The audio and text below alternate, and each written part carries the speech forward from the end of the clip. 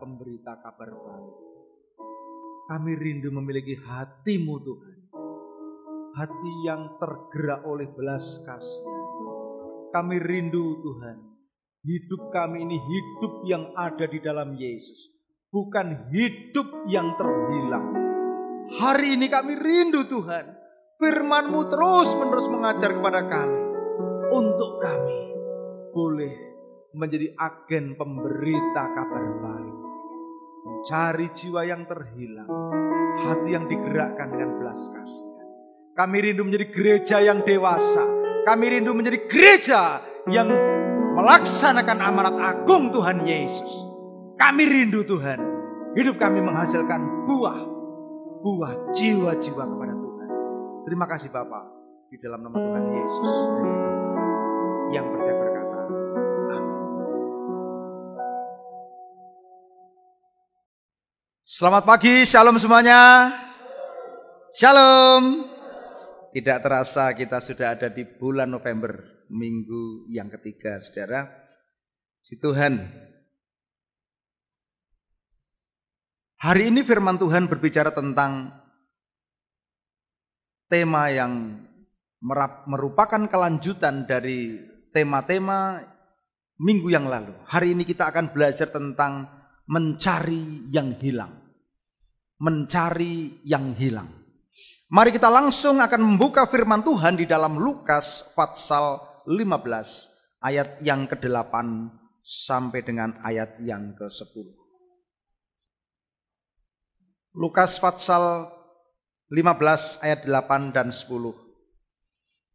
Kita akan baca bersama-sama. Mari kita semua dengarkan firman. Kalau ada yang mau buka, membaca dari HP silahkan, tapi jangan digunakan untuk yang lain.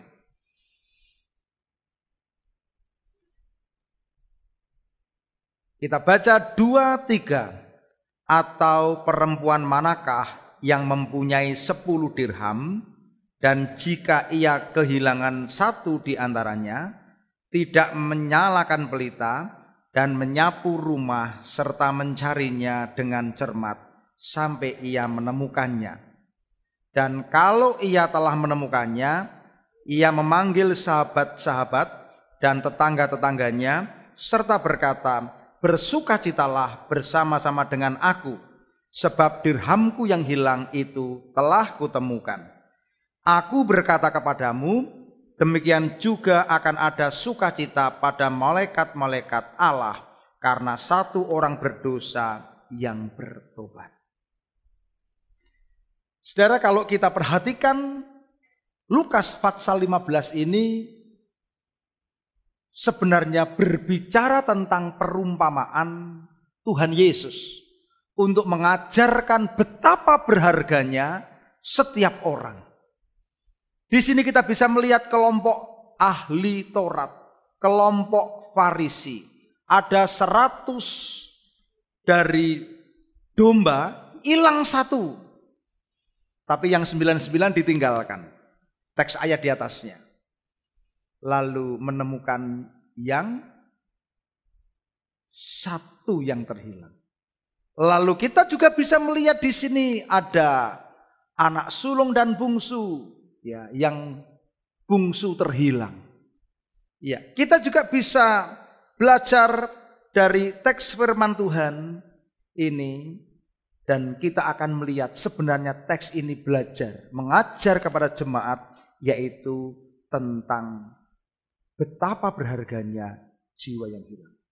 Perempuan mencari uang, sebenarnya yang dibahas bukan uangnya, tapi Tuhan Yesus mengatakan, satu orang ditemukan bertobat, malaikat di surga bersorak-sorai. Saudara, minggu yang lalu kita sudah belajar bahwa Yesus memiliki hati yang senantiasa digerakkan dengan belas kasihan. Belas kasihan apa? Belas kasihan terhadap orang banyak, orang yang tidak bergembala, orang yang sengsara, orang yang sakit, orang yang terlantar, tergerak oleh belas kasihan. Ini adalah gambaran dari dunia sekarang ini, di mana dunia banyak mengalami keterlantaran. Bahkan di dalam gereja pun banyak yang terhilang. Nanti akan saya terangkan. Oleh karena itu mari kita akan belajar bersama-sama. Firman Tuhan minggu yang lalu mengajarkan 2 poin. Milikilah perasaan yang ada di dalam Yesus. Yang kedua, lakukan apa yang Yesus lakukan. Rasakan apa yang Yesus rasakan. Lakukan apa yang Yesus lakukan. Alasannya kenapa? Kenapa hari ini kita belajar tentang mencari yang terhilang? Alasannya karena jiwa-jiwa sangat berharga di mata Tuhan. Amin. Sangat berharga. Ya. Kalau kita lihat di dalam Yesaya pasal 43 ayat 4. Ini adalah satu teks nubuatan sebelum Yesus disalib. Tetapi Yesaya sudah menulis, oleh karena engkau berharga di mataku dan mulia, dan aku ini mengasihi engkau, maka aku memberikan manusia sebagai gantimu dan bangsa-bangsa sebagai ganti nyawang. Ini adalah teks nubuatan tentang bagaimana Yesus tidak menganggap kesetaraan dengan Allah sebagai milik yang dipertahankan, melainkan dia turun ke bumi menjadi manusia. Manusia saja menjadi hamba. Hamba saja mati. Mati saja, matinya terkutuk di kayu salib. Demi siapa? Demi manusia. Demi saya dan saudara yang berharga di mata Tuhan. Saudara, kalau kita lihat teks di atasnya itu bicara tentang 100 domba. Gembala punya 100 domba, hilang 1, ditinggalkan yang 1 ekor. Mencari yang 1. Lalu setelah menemukan, dipeluk, dibopongnya. Ini bicara tentang betapa berharganya 1 domba. Kalau kita juga melihat di dalam pelayanan Yesus dalam Markus pasal 5 ayat 1 sampai 20, kita bisa belajar bagaimana Yesus mencari dan menemukan seorang pemuda yang terhilang, yang dirasuk setan. Saudara lihat berapa babi yang dikorbankan? 2.000. Sekarang babi sedang mahal. Kalau 2.000, kalau 1 babi 4 juta sudah berapa M? 8 M. 8 M dikorbankan. Hanya untuk berapa? 1 jiwa. Saudara, kalau kita berbicara tentang anak sulung yang hilang, setengah dari warisannya udah dihamburkan, difoya-foyakan. Tapi Bapa tetap terima kembali. Ya. Bicara tentang anak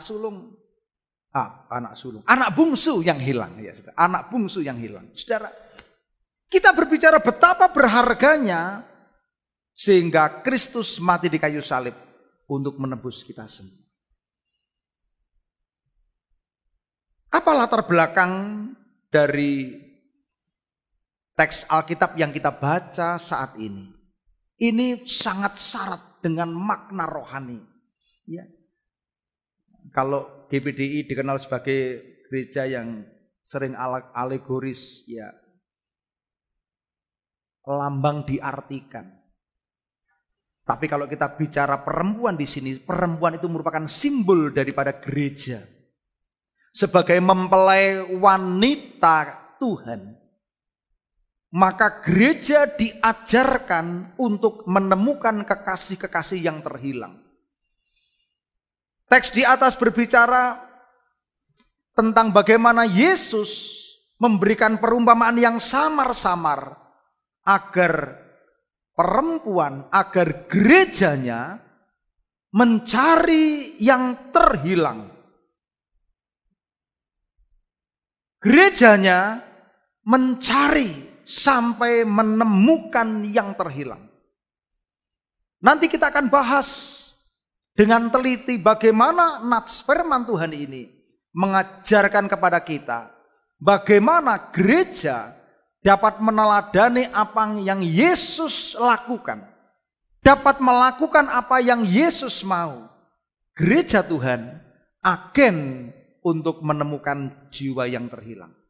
Oleh karena itu di dalam khotbah saya selalu menekankan bahwa penginjilan ini tidak hanya bagi mereka yang belum mengenal Tuhan.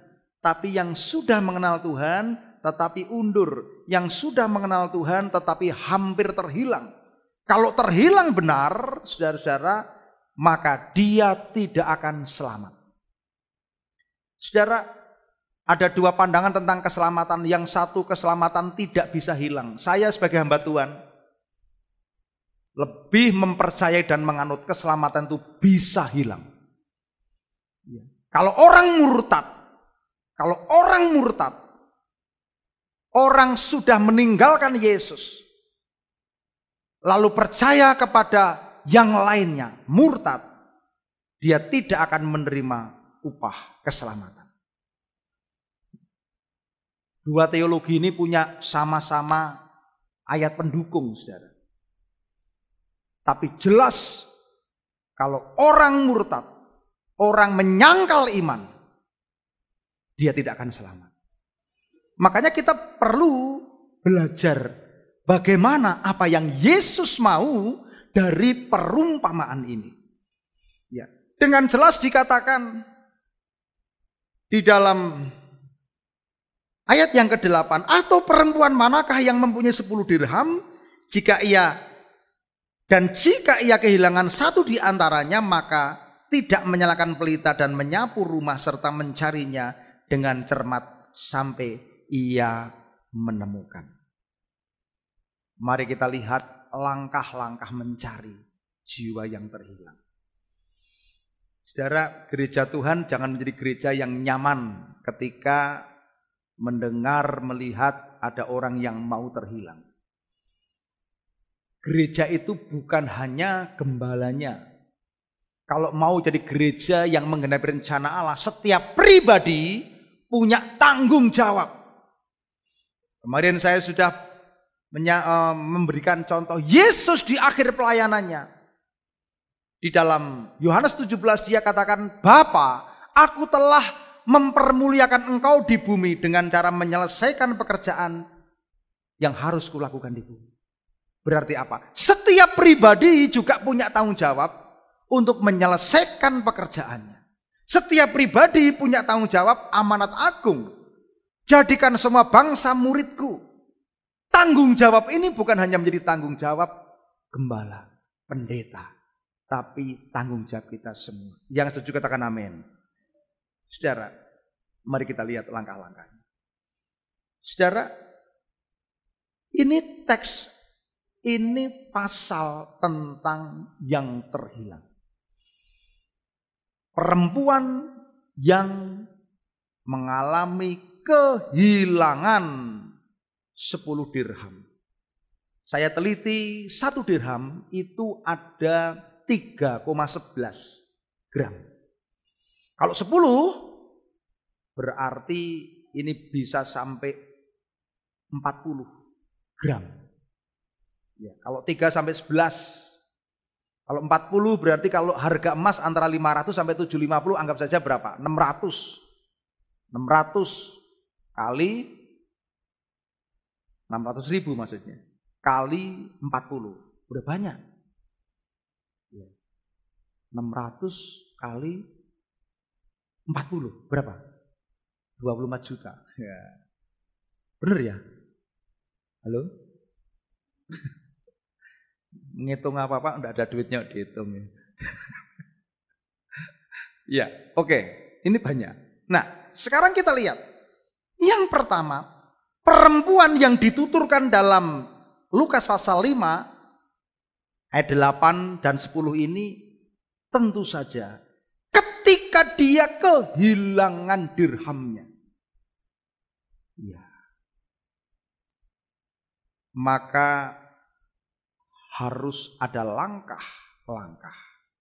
Tentu saja orang yang kehilangan itu berarti menyadari. Orang kalau tidak menyadari, tidak kehilangan. Saudara punya duit di saku, padahal duitnya sudah jatuh. Saudara nggak menyadari ya nggak kehilangan. Baru sampai di rumah, loh kok nggak ada ini? Berarti kehilangan. Ya. Paham ya? Menyadari berarti apa?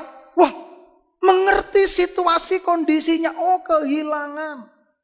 Apakah ada di antara kita yang menyadari kita kehilangan jiwa-jiwa? Apakah suamimu hilang? Apakah istrimu hilang atau anakmu hilang? Siapa di antara engkau yang hadir di ruangan ini, yang saudara mendengar firman Tuhan ini dari radio Suara Pengharapan? Siapa yang sebenarnya saudara ini mengalami kehilangan tetapi tidak menyadari? Itu masalahnya. Mesti pertama menyadari. Sekarang diteliti. Di antara saudara-saudara punya suami, punya istri, punya anak, punya tetangga, punya saudara, anggota komsel. Ya. Apakah ada di antara saudara yang hari ini menyadari? Jangan-jangan setiap minggu kita beribadah, yang penting saya beribadah. Kalau yang lain ini saya nggak tahu. Yang lain hilang bukan urusan saya. Perempuan ini dikatakan kehilangan karena dia menyadari. Dan setelah menyadari, ia tidak berdiam diri, tetapi ia melakukan tindakan yang intensif. Intensif itu berarti melakukan terus menerus. Ini, perhatikan stepnya, langkah-langkahnya. Yang pertama, langkah yang pertama yaitu tahap awal pencarian. Awal pencarian. Mari kita lihat awal pencariannya apa? Halo? Yang pertama apa? Kalau saudara, saya ini sekarang sudah mengalami penurunan fungsi mata. Karena terlalu banyaknya saya di depan laptop. Baik saya menulis, baik saya mengerjakan disertasi, baik saya ini ikut Zoom. Aduh, ini jadi manusia Zoom, saudara. Enggak ikut ya gimana, ikut ya udah capek. Ya. Sampai beberapa hari ini saya sangat kecapean. Sampai tensi saya naik. Kemarin saya tidur pusing sekali. Merapat di GKJ Ngerundul ini kan saya membentuk panitia Natal Kabupaten Klaten. Aduh, sampai enggak tahan saya. Udah seperti mau rebah-rebah ini. Saya tidur di atas. Sebentar, 5 menit baru. Pak, dimulai Pak. Waduh, saya turun sampai muter-muter. Saya tuh pengen, kemarin saya ini pengen istirahat sehari. Enggak bisa. Pendeta muda Samuel Pramono dipanggil Tuhan. Ini pendeta yang kalau ke sini ini belum sampai masuk rumah sudah, Ibu, haleluya, meninggal. Karena kanker empedu. Aduh, saya sampai udah WA. Nanti saya tidak sampai makam ya, saya mau istirahat. Udah, sambil agak sakit. Untuk saya sampai rumah langsung tamu. Sorenya persiapan lagi, bisa tidur. Ya memang seperti itu. Saudara, kembali ke perempuan ini. Perempuan ini ketika dia menyadari kehilangannya, dia sama dengan saya kalau nyari-nyari, cari baterai dulu. Menyalakan pelita. Menyalakan pelita berarti apa? Berarti dia membuat sekelilingnya menjadi terang supaya mudah ditemukan. Ini. Nah, dia membawa terang. Untuk mencari yang terhilang, kita mesti membawa terang. Mari katakan bersama-sama, membawa terang. Jadi untuk mencari yang terhilang, kita membawa terang. Kalau ada di antara kita yang pengen mencari yang terhilang, tidak membawa terang, wah nanti tidak kelihatan, gelap. Kita sendiri menjadi terang. Makanya begini, gereja Tuhan itu menjadi terang dan garam dunia. Bukan jadilah terang dan jadilah garam. Kita mesti menjadi terang. Oleh karena terang daripada pribadi Yesus. Jangan menceritakan terang. Banyak orang yang menceritakan terang. Banyak orang yang mempromosikan diri. Orang yang suka mempromosikan diri nanti gagal. Ya, murid-murid Tuhan Yesus ini intinya itu apa? Mereka itu pengen menjadi terkemuka, terdepan di antara Yesus. Gagal. Membawa terang itu apa? Bertumbuh secara rohani, lalu memancarkan terang. Nah, ketika kita menjadi terang, maka kuasa Roh Kudus itu akan memenuhi hidup kita. Nah, gereja untuk menjadi terang itu perlu minyak. Minyak berbicara tentang urapan. Minyak berbicara tentang kuasa doa. Gereja mesti doa. Tadi pagi saya berdoa dengan istri, saya ngomong, ayo mah kita genggaman tangan, kita sembah Tuhan. Ya, kita tuh perlu berdoa. Gereja perlu terang. Untuk menemukan yang terhilang. Tindakan yang kedua apa Bapak Ibu, bisa dilihat? Apa? Halo? Ayo yang bisa baca. Menyapu rumah. Nah, gereja Tuhan setelah menjadi terang, yang kedua menyapu rumah. Perempuan ini membersihkan, menyapu rumah untuk menemukan barangnya yang berharga. Menyapu itu berarti membersihkan. Gereja Tuhan juga harus ada gerakan kebersihan. Menyapu sampai sudut-sudut rumah. Saya kemarin mendampingi pendeta Salmon Ngesti, GPDI Mahanaim Rembang, untuk penjilitan skripsi. Pak Mit, ayo temani saya Pak, nanti lihat-lihat mana disertasinya. Saya temani dia, lalu kita nginep di satu hotel. Baru masuk, kok pengap. Baru masuk, kok ada rambut-rambutnya di sudut. Langsung dia ngomong resepsinya, Pak kita ganti hotel Pak. Loh ini mahal ini, 1,2. Enggak, ini bau, ini enggak bersih. Saya heran loh, ini mahal ini. Enggak, kita ganti hotel. Saudara, saya kasih tahu, gereja juga perlu melakukan tindakan pembersihan. Pembersihan apa? Pembersihan dari dosa-dosa yang tersembunyi. Apalagi hamba Tuhan, apalagi pelayan Tuhan. Ada banyak orang yang tidak tahu ini. Kalau ada dosa-dosa yang tersembunyi, ada dosa-dosa yang belum diakui, ada dosa-dosa yang dilakukan terus-menerus, ada tipu daya, ada ketidakjujuran.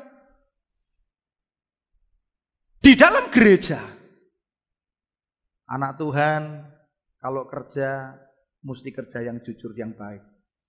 Para pelayan Tuhan mesti jangan menyembunyikan dosa. Pelayan Tuhan, penari semuanya jangan melakukan dosa-dosa yang tersembunyi.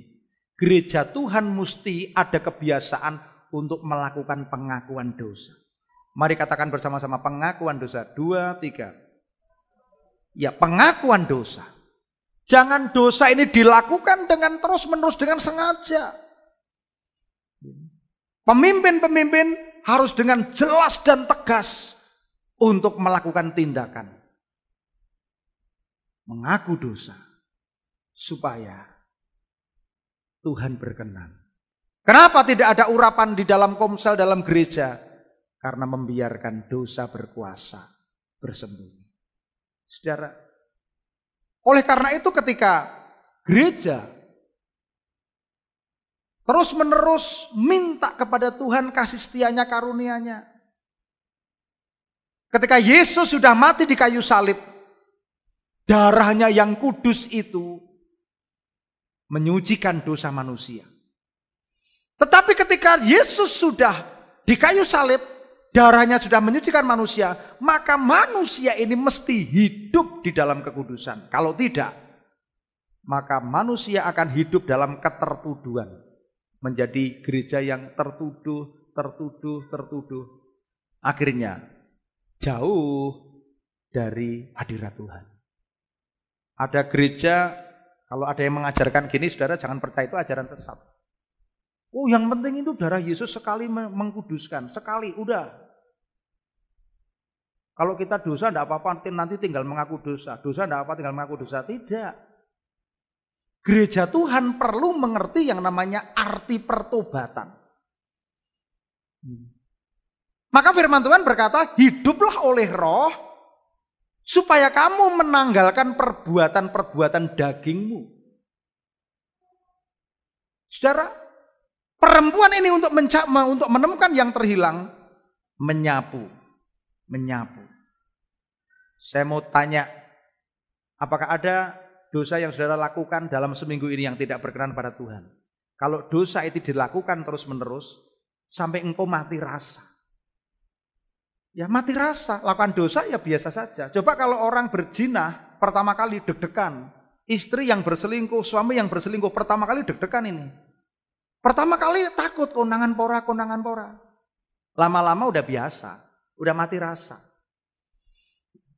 Kalau ada orang yang tidak jujur, memanipulasi nota, korupsi, ya kalau sampai itu sudah saudara lakukan dengan tenang saja, wah ini masalah. Kalau ada di antara orang yang berkata kotor, sudah biasa otomatis. Kalau menipu udah biasa otomatis. Kalau salah diingatkan membela diri otomatis. Nah, ini gereja perlu.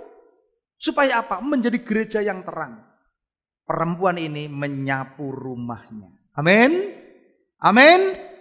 Kita rindu hari demi hari ini Tuhan membawa supaya gereja kita itu menjadi mempelai wanita yang kudus, yang tak bercacat di hadapannya. Amin. Siap menyambut mempelai pria. Kalau ada gereja yang sudah biasa, bermusuhan itu biasa. Membenci itu biasa, memfitnah biasa, hati-hati. Kita perlu menyapu rumah. Ya, mari katakan bersama-sama, kita perlu menyapu rumah. 2, 3. Menyapu rumah. Yang ketiga, saudara lihat tindakan apa? Yang ketiga, tindakan yang ketiga dari ibu ini yaitu mencari dengan cermat. Wah.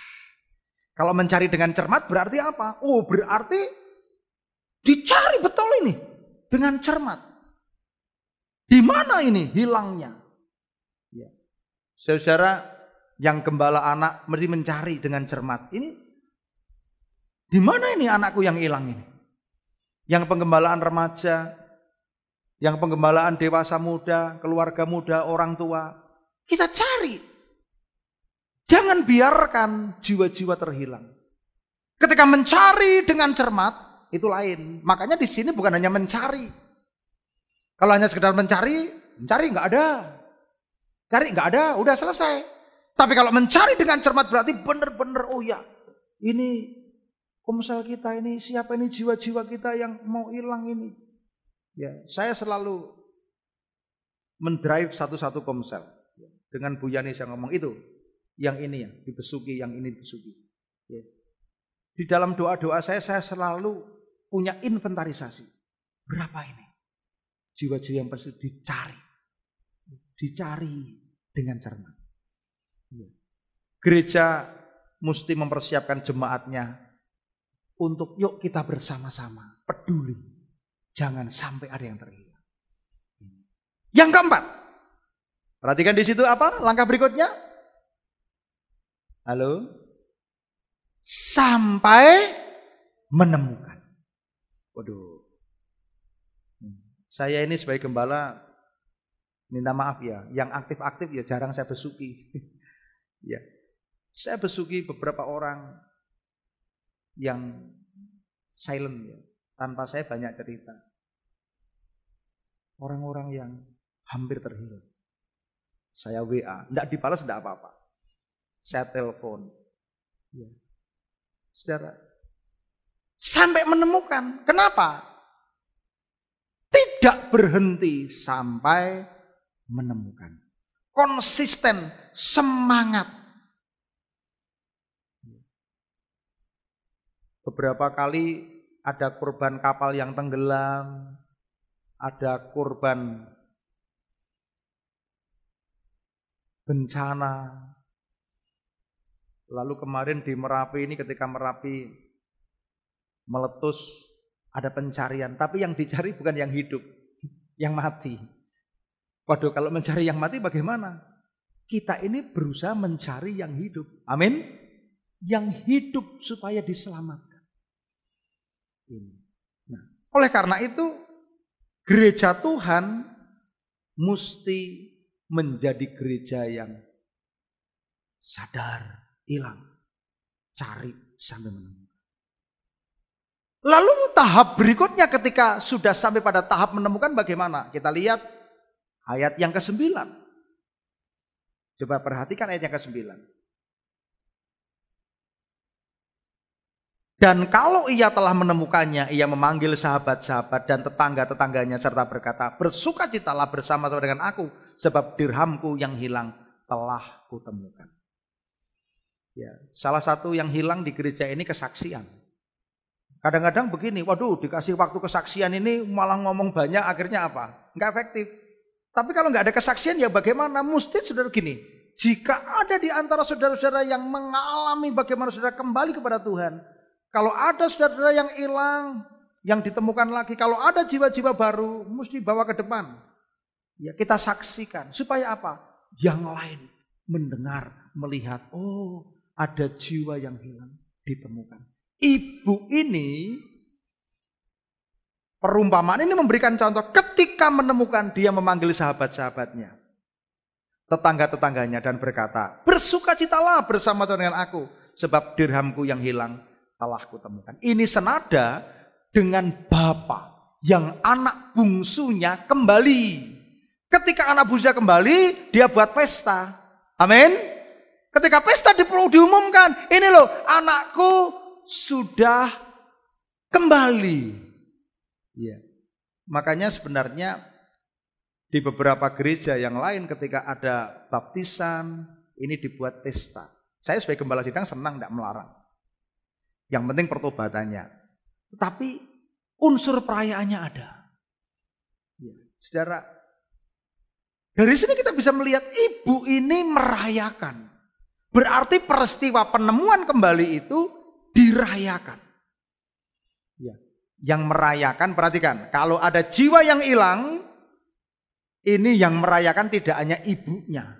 Tapi Yesus kemudian pada ayat yang ke-10, saudara bisa lihat Alkitab saudara pada ayat yang ke-10 ya.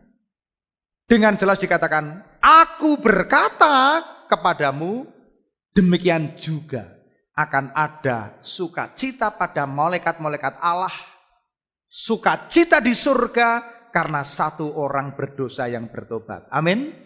Sehingga teks ini tidak bicara tentang uang saja, sebenarnya ini hanya perumpamaan yang berbicara tentang jiwa-jiwa. Loh, satu jiwa bertobat kembali pada Tuhan. Saudara, malaikat surga bersukacita. Berarti apa? Satu jiwa diselamatkan, ada perayaan di surga. Saudara gampang. Saudara kalau mau buat surga punya gawe, surga ada perayaan, gampang. Bawa jiwa yang hilang kepada Tuhan kembali. Amin. Amin. Saudara, ini penting untuk kita pahami bahwa Yesus bicara dengan serius tentang betapa berharganya setiap orang di mata Tuhan.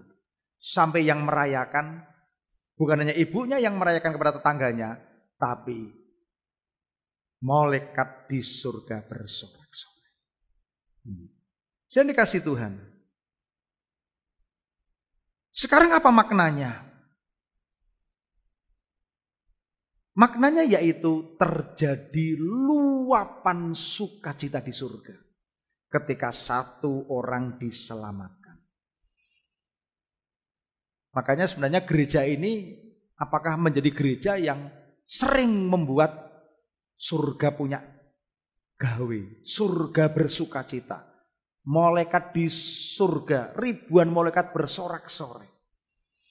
Jangan menjadi gereja yang anteng, diam, ngelihat ada yang hilang, diam, ngelihat ada yang hilang, udah urusanmu, hidup masing-masing mas sekarang. Jangan. Ya. Mintalah hati yang penuh belas kasihan. Komsel-komsel mesti menjadi komsel yang menjangkau jiwa-jiwa. Kalau tidak jiwa baru ya jiwa yang lama. Ya, ini karena COVID ini hampir 2 tahun ini membuat orang ini udah nyaman. Ya. Kemarin Ibu Sutopo ini ngomong dengan satu orang jiwa yang hilang. Dinasihati, ayo beribadah. Oh, saya kan di rumah online. Wah, sekarang ini ibadah online jadi alasan. Ya. Ya kalau jaraknya 20 meter kenapa online gitu kan? Ya, saudara, jiwa-jiwa sangat berharga. Pertobatan satu orang akan membuat meriah suasana di surga. Kalau kita lihat teks keseluruhan dari pasal 15 ini, siapa yang terhilang? Yang terhilang itu pemungut cukai. Lihat saja ayat 1. Pemungut cukai yang terhilang.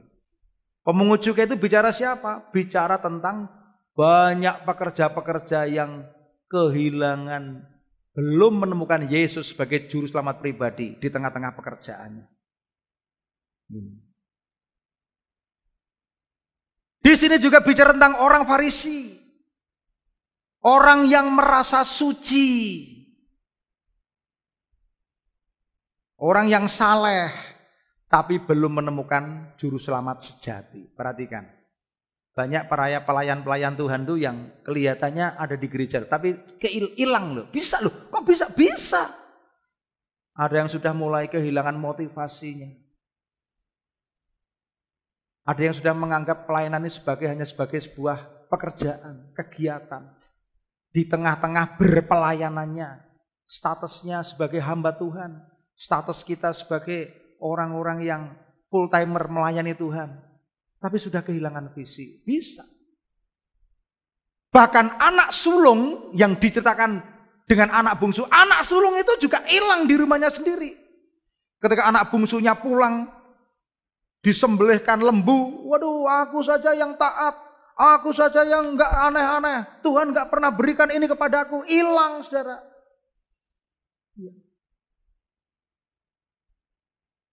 Ahli Farisi pun juga hilang. Ini mewakili orang yang sok suci. Yang merasa baik. Tetapi hanya topeng belaka. Ahli Taurat.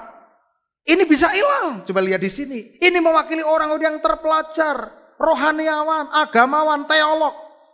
Tapi tidak menemukan juru selamat sejati. Kemarin saya ngikuti Zoom. Sambil menguburkan jenazah pendeta Samuel Pramono. Waduh, Zoom ini dari jam 9 sampai jam 5. Bayangkan. Saya repot sekali. Saya ngomong sama anak saya. Mi, tolong dihidupkan ya. Biar Zoom-nya hidup ya. Saya ikuti dari sana. Temanya apa? Temanya tentang nama Tuhan. Saya tidak menyalahkan. Waduh, dimasalahkan ini. Nama Allah, nama Yahweh. Waduh. Itu seminar yang bagus. Tapi jangan lupa.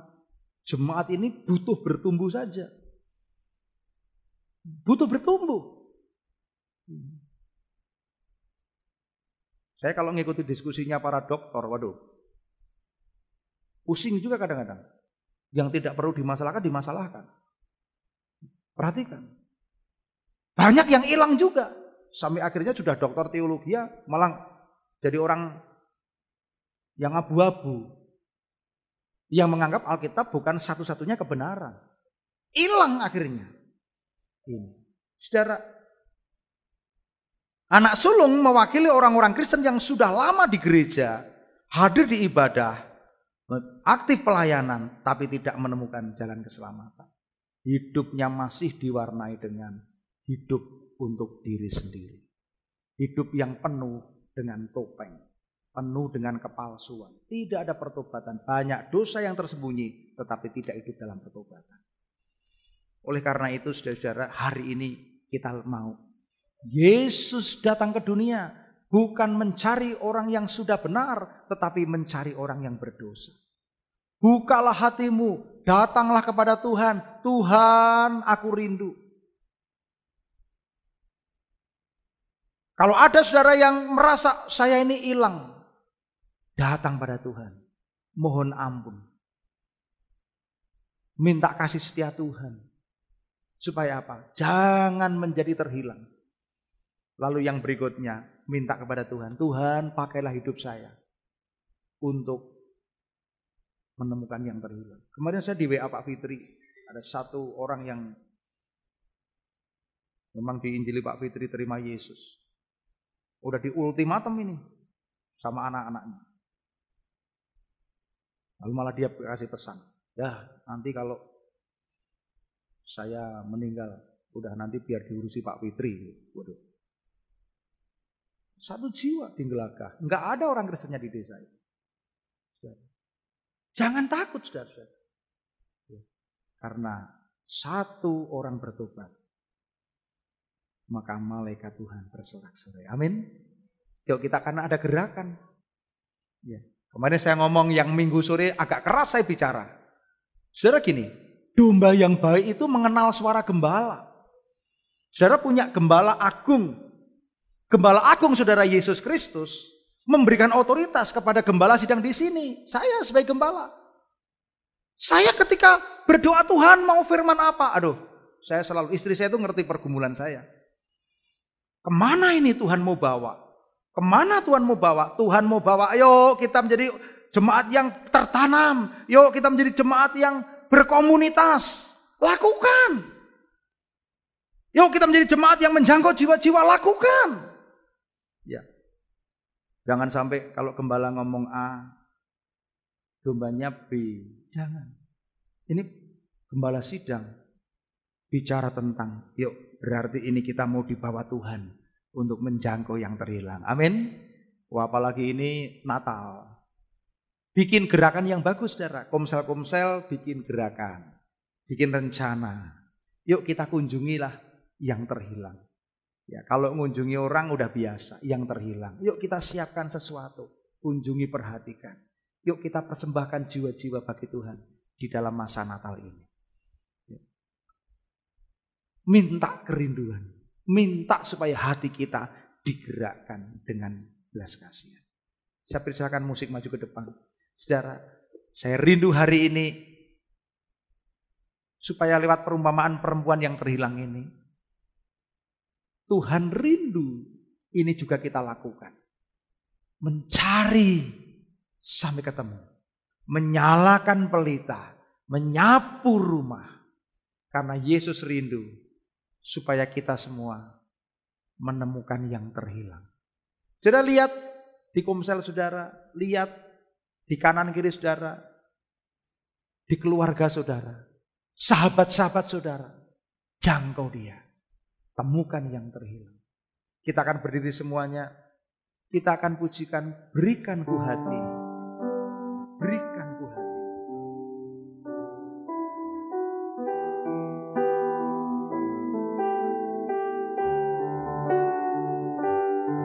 Nyanyikan dengan sungguh-sungguh.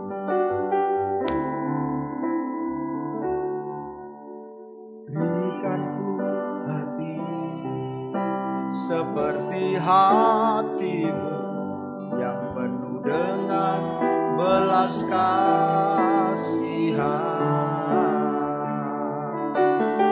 Berikan ku mata seperti matamu, memandang Tuhan yang di sekelilingku.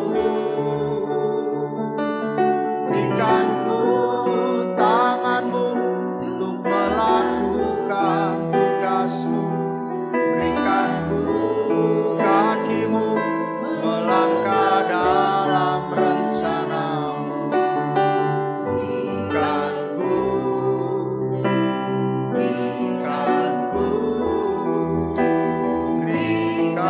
ku hatimu. Nyanyikan dengan sungguh-sungguh. Berikan ku hati seperti hatimu, yang penuh dengan belas kasihan. Berikan ku mata seperti matamu, memandang Tuhan yang di sekelilingku. Berikan ku tanganmu untuk melakukan tugasmu. Berikan ku kakimu melangkah dalam rencanamu.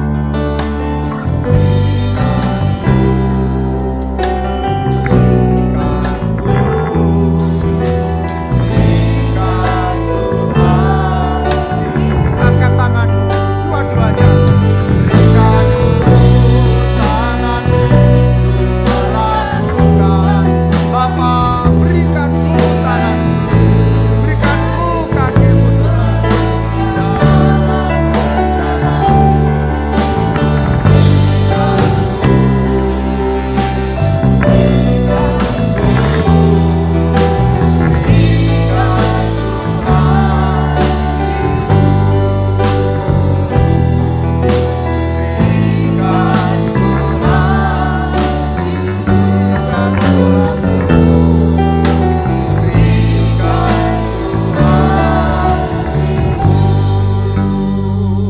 Sembah Tuhan.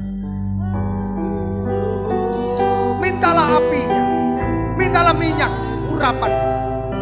Ya Tuhan, curahkan Tuhan urapan. Curahkan hatimu yang penuh belas kasihan. Jangan sampai ada anak yang hilang. Jangan sampai Tuhan ada yang terhilang. Tuhan, kami tahu bahwa jiwa-jiwa berharga di matamu. Haleluya, haleluya, haleluya.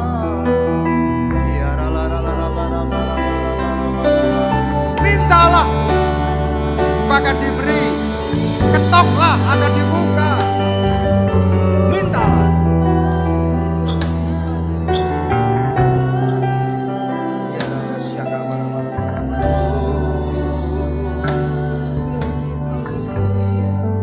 Engkau yang hari ini rindu benar-benar, pakailah hidup kami. Angkat kedua tangan. Tuhan, pakai hidup kami.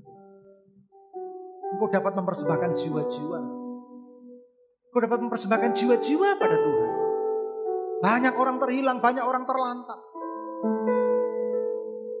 Kalau engkau rindu malaikat di surga bersorak-sorai, bawa jiwa-jiwa pada Tuhan.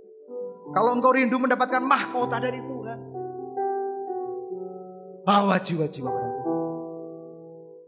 Berikan mata kami Tuhan untuk kami melihat jiwa-jiwa yang hilang. Kalau selama ini mata tertutup oleh urusan diri sendiri yang tidak ada habisnya, mata rohanimu tertutup oleh banyak masalah-masalah pribadimu yang menghambat, engkau tidak pernah punya hati kepada jiwa-jiwa. Datang minta pada Tuhan. Bapa, kami minta hati yang berbelas kasih. Kami minta jemaat ini Tuhan, kuasa Roh Kudus, minyak pengurapan. Kami minta Tuhan supaya gereja ini menjadi gereja yang menjangkau jiwa-jiwa. Kami rindu Tuhan. Kami rindu terus-menerus ada di pangkuan Tuhan, menemukan gembala kami yang baik. Kami tidak mau menjadi domba yang hilang. Kami rindu Tuhan terus-menerus ada di dalam kasih setia. Terima kasih Bapa. Terima kasih Tuhan. Mari kita terima doa berkat. Cuma dikasih Tuhan, pulanglah bawalah berkat yang terbaik. Berkat rohani, berkat jasmani, berkat damai sejahtera orang yang takut akan Tuhan. Berkat hati yang berbelas kasihan pada jiwa-jiwa. Semua berkat yang terbaik itu terima hari ini. Memenuhi hidupmu mulai sekarang sampai selama-lamanya. Di dalam